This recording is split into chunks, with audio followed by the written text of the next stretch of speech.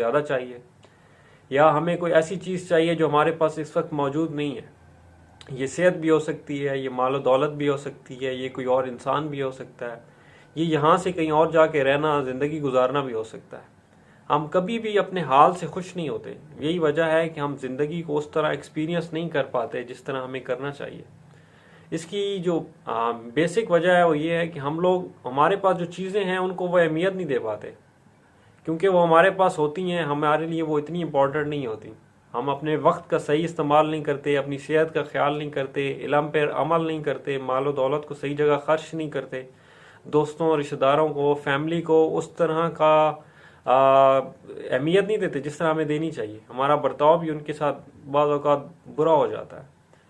अगर हम तकदीर से दोस्ती कर लें, अपने हाल से दोस्ती कर लें और उस चीज़ को छोड़ दें जिसने हमें छोड़ दिया, हमारा माजी, माजी की चीज़ों पे परेशान